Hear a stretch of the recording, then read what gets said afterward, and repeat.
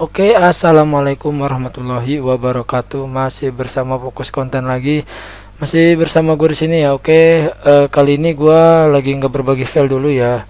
Kali ini gue lagi mau ngasih tutorial ya, atau ngasih berbagi pengalaman. Oke, ini penting banget ini. Kalian harus nyalain soundnya terlebih dahulu ya kan, biar lebih jelas. Soalnya ini benar-benar penting sekali sih kalau menurut gue ya, menurut gue pribadi.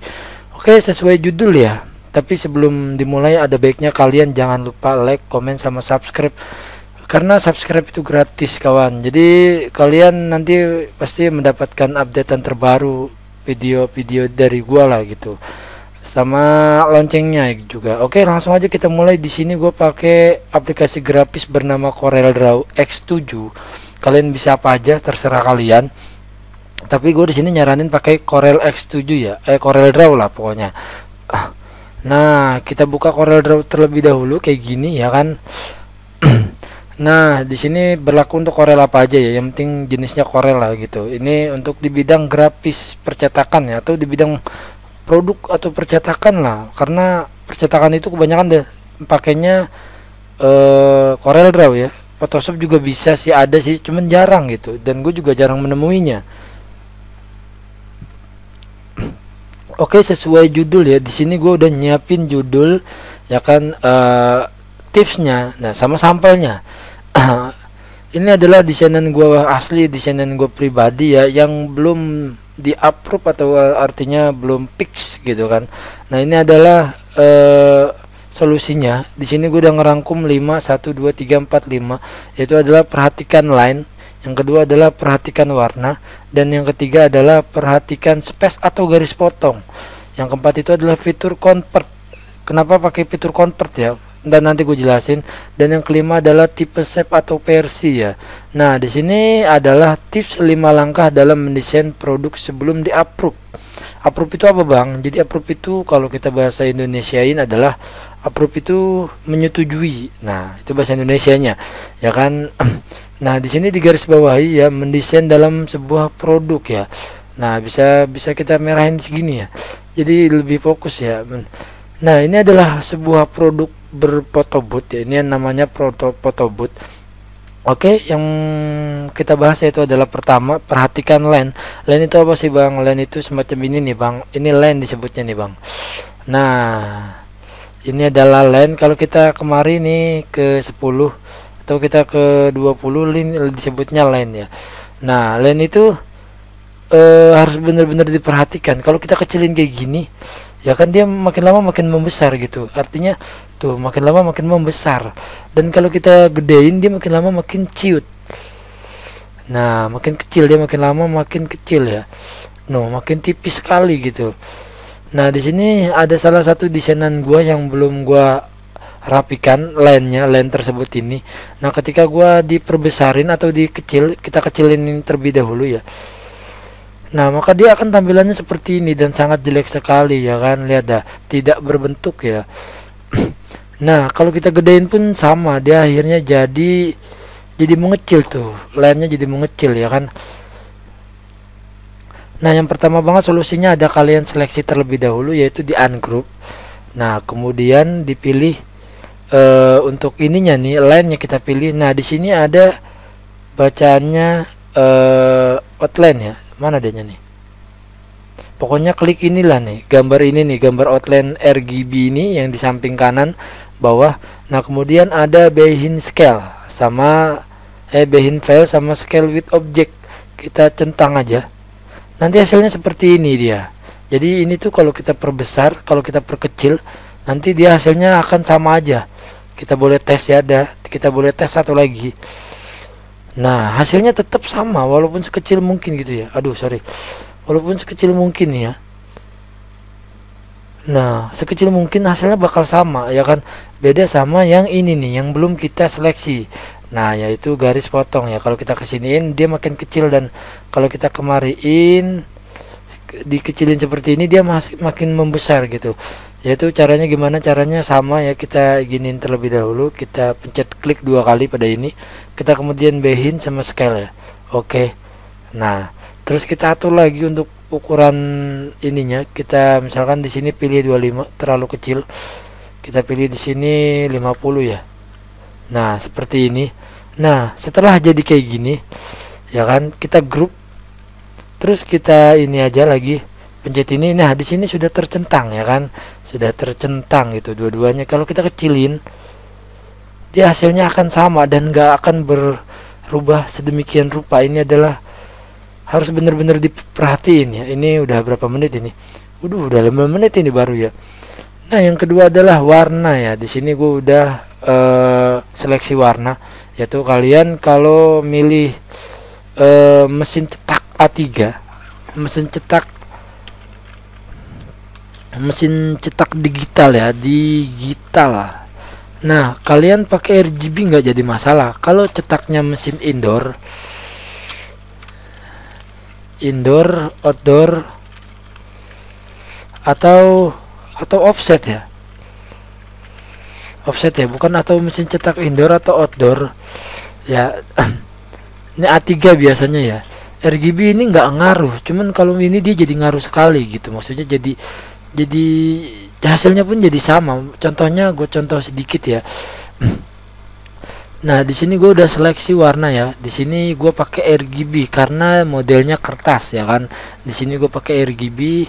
Nah, di sini gue pakai RGB dan di sini gue pakai RGB cetak digital A3 atau RGB lah, pokoknya digital lah, A3 lah, nggak apa-apa pakai RGB gitu kan. Kalau CMYK ya nggak jadi masalah gitu, tapi gua di sini pakai RGB karena gua menggunakan mesin yang ini. Kalau kalian pakai nyetak mesin outdoor, usahain pakai CMYK ya kan. Di sini gua usahain pakai CMYK, jadi sesuaikan kebutuhan kalian gitu. Oke, tentukan, sesuaikan lah pokoknya. Nah, di sini gua ubah dulu menjadi RGB. Nah, di sini menjadi RGB ya. Nah, di sini kita ubah lagi menjadi RGB. Nah, caranya kan gini, ini pencet model RGB. Oke. Nah, di sini sudah jadi RGB ya. Nah, di sini kita RGB lagi. Atau bisa sekaligus gini, sekaligus ini gini ya. Kita ini terus kita ke layout. Maksudnya ke mana dia ya, ini edit, terus find and replace object kemari. Nah, replace color model plate ya, kita next saja. Nah, kita di sini fill ya, kita pilih RGB, kita finish, kita replace all, maka dia semuanya akan otomatis RGB, tidak ada sekalipun yang CMYK gitu. Kalau sebaliknya gitu nih, kalau oke, boleh gue cek di sini RGB, ini RGB. Oh, ini masih RGB udah ya, ini RGB udah RGB semua ya. Oke, itu cara dua ya, itu solusi kedua ya. Nah, itu adalah apa sih namanya ya, warna ya. Jadi hasil warna itu menentukan hasil cetak kalian. Dan yang ketiga adalah perhatikan space atau garis potong. Oke, di sini gua contohin sedikit ya. Di sini gua contohin sedikit. Nah, di sini itu berukuran kertasnya A4 karena A4 itu dapat 2. Kita copy, kita pastekan, taruh di sini. Nah, seperti ini kita buang, maksudnya kita pinggirin dulu. Nah, terus kita atur ya garis potong atau ininya lah maksudnya. Oke, di sini gua nyontoin buat gua aja ya, maksudnya sedikit. Nah, di sini kita bener-bener pilih gitu, ketika satu produk ini dapat berapa lembar di kertas tersebut gitu. Di sini gua pakai kertas A4, di sini ukurannya adalah sekian, ini pokoknya lah. Terus kita sama ratakan. Nah, seperti ini. Jika masih ada lebihnya, kalian bisa atur sedemikian rupa untuk menggunting atau segala macam lah. Nah, terus kemudian ini disamain. Nah, setelah jadi kayak gini, sesuaikan layoutnya, ini udah rapi ya. Udah, mungkin kalian jika gitu kan garis ukuran kertasnya berukuran A4, maka area cetaknya dia lebih berkurang gitu kan, seperti ini. Nah, ini area cetak. Ini area cetaknya adalah misalkan 280 ya. Nah, seperti ini. Kalian desainnya pas banget seperti ini ya kan, maka hasilnya akan terpotong. Nih, terpotong di sini. itu harus bener-bener diperhatikan ya gitu ya. Jadi di sini kita nyesuaiin ukuran kertas sama ukuran kertas sama ukuran cetak kita ya, maksudnya ukuran desain kita. Ini adalah perhatikan garis potong atau space ya disebutnya. Nah, yang keempat adalah fitur convert ya. Fitur convert ini adalah apa? Fitur convert ini adalah jadi dimana kalau hasilnya tuh nanti kayak gini ya. Nih kalau misalnya ini kalau convert, kita buka aja, kita oke. Ini adalah desainan yang bener-bener nggak pick. Di sini bakal missing font, kita oke aja, banyak banget missing fontnya.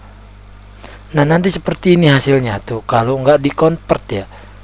Dan begitu juga warnanya juga masih beda-beda, amburadul kalau udah nebak gitu kan.